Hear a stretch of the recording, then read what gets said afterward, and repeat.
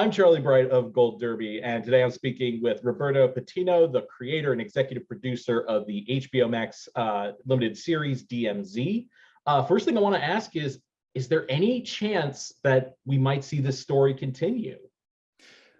I mean, there's always a chance. Of course, there's always a chance. We're quite pleased with how the show has been received and how it's performed on the platform. So it's a conversation that we've been circling, and the answer is fingers crossed. Well, I wanted to get that question out of the way first. So what led you to take on this adaptation, and were you familiar with the DC property prior to writing this adaptation for television? I was. I found the graphic novel when it came out, the comic. It was Newberry Comics in Boston, and I was hooked immediately. This was 2005, and the concept of war in our own backyard was so foreign. It felt akin to a tropey sort of comic book premise, like alien invasions or another insane one called the pandemic. But it was just so out there and so mind-blowing. I hadn't considered it. It was a foreign idea to basically the common American. So it was haunting, and it was really you couldn't quite look away. And the basic premise of the comic follows a photojournalist, which works for the comic because that photojournalist is essentially a proxy for the audience, right? And it's taking a city, Manhattan, that everyone knows either personally or via entertainment, and flipping it inside out. So I think the magic trick of the comic is that you want to see what these other areas have become. Who's running what is the new barter economy here, and that's what the comic delivers. So I did. I read all 72 issues when they came out, and I came back to it in 2016, 17, and suddenly that premise took on a whole new meaning, right? And it hit much closer to home, much more emotional, and so something that evolves so I think organically like that was immediately appealing to me, and also something that is so tethered to its time and place, right? The comic was so tethered to post 9/11 and our military intern in the Middle East. Taking that, you had to reinvent it to our time and place. It was a necessity. So that challenge was so daunting to me, and I think when I get a little scared or a lot scared of something that I can't stop thinking about, that's a good sign that I should try and tackle it. So and also it was at the apex of perhaps America's most divided time in history, or in recent history. And so the opportunity of taking this essentially worst case scenario and spinning it into something generative, something that was fundamentally not divisive, felt like a really healthy and exciting challenge for me. You mentioned that the focus of the property, because I don't know whether to call it a comic book or a graphic novel, was on another character, and you Right. switched it to another one of the characters. Could you go into detail about why you made that change, and what other changes did you make from the source material in adapting this? Yeah, the graphic novel is centered around this character named Matty Roth. Like I said, he's a journalist. And it works for his role basically is to document this place that you want to see. So like I said, it works for the comic, but he is by nature a proxy for the audience, and thus a passive character, right? Everything happens to him. He's an observer. So that on a craft level didn't work when designing a a story around a protagonist. You want someone that wants something. You want someone that is going to stop at nothing to get what they need so bad, right? So that's the sort of, I guess, academic response, but there's a much more emotional one, which is the fact that personally, my favorite character of the comic was this character named Z, and she's this background, fearless Latina medic who regularly puts herself in the line of fire to save people that she doesn't even care about. She is the one sort of generative element in this broken world, and she's she's not developed. She's a two-dimensional character, which I thought was such a I think it was a misstep for the comic, but such an opportunity for me. And it was also at the time, through the development of the show, it feels like a million years of history have happened. We've had the pandemic, we've had the BLM protests, we've had January 6th, all of that. It's just been hitting super close to home on every front. And one thing that I was so moved by, which is, my sister Luisa is one of these people, are just the frontline workers, the COVID nurses, and I thought that was a real opportunity to kind of imbue this lead with that aspect. So I took that character of Z and rebuilt her and dimensionalized her, and I gave her a first, middle, and last name, and pulled her front and center. Another sort of aspect to Manhattan, if you think about it, is you take 10% of Manhattan, a cross section, you're going to get people from all walks of life, from all faiths, people of all colors, and that's something that I really, really wanted to push. Which was an exciting aspect of the show to me. So that was another sort of driver in making Z our lead, the sort of lightning rod we're going to rally around. So yeah, the idea of doing a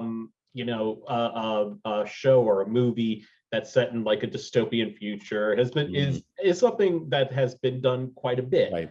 And right. So I'm wondering, what were there any steps you took to make this version of a dystopian future more distinctive in your view?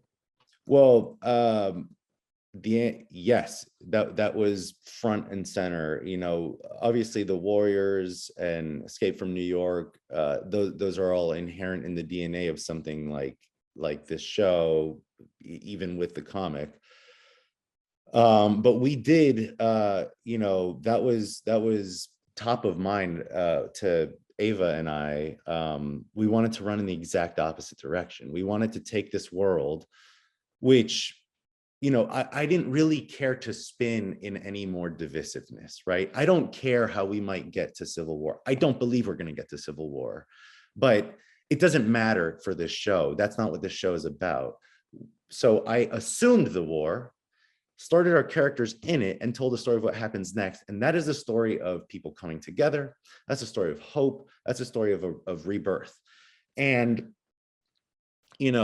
we wanted to run in the opposite direction of the dystopian tropes. And we wanted to tell a story of an upward sloped, story of unity, of a new start, of, I like to think of this story as the story of America's founding mother, right? It starts with Alma, Rosario Dawson's character, coming into the DMZ looking for her son, whom she lost on the evacuation 8 years prior. And that pursuit blossoms into this greater sort of calling to be accountable to this abandoned, displaced group of people in the DMZ. And in so doing, kind of like affirming the actual values of what it means to be American. So that's really the drive of the entire show. And so, yeah, we wanted to take this fundamentally divisive piece of property and spin it into something that was the exact opposite, something generative. I'm curious, were you, when you were shooting this, were you I'm guessing you were shooting during COVID. Were you shooting during one of the variant spikes? And if so, what were the biggest obstacles that came up during that time of shooting? That we actually were pre-Omicron. And so it was, I mean, the anxieties were at a peak throughout. But every single day, you know, you're on a testing cadence, a rigorous test. Everybody is on a rigorous testing cadence. And if you have, you know, one positive, you have to shut down, so there were incredible precautions that we just had to accept as a new norm. And that continue to exist right now. But we did shoot with COVID protocols. You know, our extras were limited. We had to do a lot of tiling, you know, which is where you take, you know, 50 extras or 100 extras, you shoot, you move them over here, you shoot again, you move them over here, you shoot it. And suddenly, I mean, we did the same thing with Westworld a lot. And suddenly you have a crowd of 2,000, 3,000. But if you look closely, you might see the characters, the actors are the same. But that, you know, it was just, that's what we had to do, right? That's the new norm. It's funny, we shot the first episode literally pre-COVID. Our final day of production was when everything shut down. It was March 20th. I can't forget it. Excuse me, February 20th. And two of those shoot days were 1,000 extras, and that was the evacuation sequence. And there's a picture, a still of Rosario kind of looking back, terrified, with just a sea of bodies running towards her. And I was just joking the other day with her and with Ava, like, when will we be able to do this ever again? You know, it's going to be quite some time. So we shot the first episode pre-pandemic, and then there was a big long lapse because, you know, for a number of reasons, the world shut down, and we came back into it about 10 months later.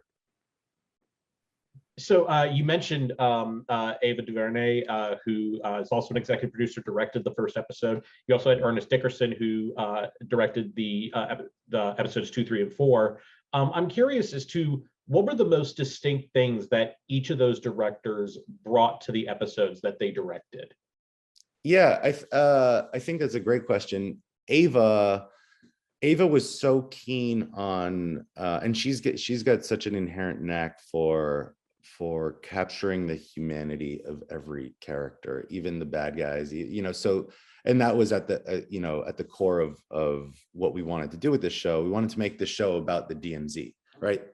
This is a show set amid a war, but it's not about war. War is like this ghost on the peripheries of our world. What this show is about is the people of the DMZ. So Ava, you know, really captured the day-to-day sort of, you know, there's this whole beautiful sequence at a barter market where you see a skateboarder passing by, you see a woman laughing at kids playing, you know, and even with Benjamin Brett, who's our big bad, you see, we live on his face. Her stylistic approach is very kind of organic, cinema verite, capturing that humanity. And because, you know, I think what I wanted and what she, you know, what we both wanted was to really create a world where you can reinvent yourself, where it's basically asking you, who would you be in this world, right? In this world, you know, when you don't have any sort of social norms telling you who and how to be, or what is cool and what is not, who would you be, right? And that's the opportunity you get in the DMZ. So, you know, with Hoon Lee's character Wilson, Freddie Miares' character Skell, you know, all of those sort of, you know, these very kind of big characters, just finding those like moments of humanity. Another thing Ava did was imbue the whole series with color. It's a very, very colorful show. And it's funny because we get like about 8 minutes of a glimpse of the outside, and that's your prototypical sort of gray, blue, dystopic, colorscape. In the DMZ, it's bright greens, bright reds, Benjamin Bratt's, Spanish Harlem Street is like just this onslaught of vibrancy, which is, I think, also, hand in hand with the effort, which is to show that life has found a way. People find a way, So that was her angle. I think it's a big show. We had the opportunity to shoot 360. And we don't shy away from those big scopy shots, but for the most part, we're following Rosario, we're tracking with Rosario, we're living in the faces. And I think that was a very specific stylized decision of Ava's. And then Ernest, Ernest is, he's old school. Ernest is the guy I remember watching Do the Right Thing at an age that was way too young. I woke up in the middle of the night to watch Do the Right Thing. And I remember it was the first time I was like aware that there was a cameraman shooting this action. Right before, I would just take, entertainment face value. But it was the first time I was aware of a craft. And it was the first time I actually watched the credits after the movie. I was 10 years old, and it was the first time I saw the word cinematographer, and his name was right underneath it. And so it's quite a bizarre kind of full circle for me 27 years later, getting to work with this guy who essentially turned me on to the idea of a camera and the ability to like shape a story with that style, with a camera. So Ernest is super dynamic with the camera. He's very visual. He storyboards everything. And I think for him, it was a really beautiful dance between, that cinema verite feel and him operating within that to capture what he wanted. And he did a gorgeous job. Especially with the battle sequences, the sort of action sequences, it's mixed in there. You have that sort of frenetic handheld feel, but then you'll have these like beautiful dollies of Rosario running past. There's one shot, I think, where Rosario's running in the distance, and there's a whole puddle in this warehouse that's perfectly reflecting her. It's a gorgeous shot that he just sees, and he was like, we need a camera right here. Let's do the act, So it was quite an honor to work with both of those and call them collaborators. Well, Roberto, thank you so much for joining us. We wish you all the best during this upcoming award season. And to all of our viewers, please like this video, smash that subscribe button, and go to goldderby.com and use the Gold Derby app to make your predictions and see if you can outsmart the top prognosticators in Hollywood. Thanks so much, Roberto. Charlie, thank you.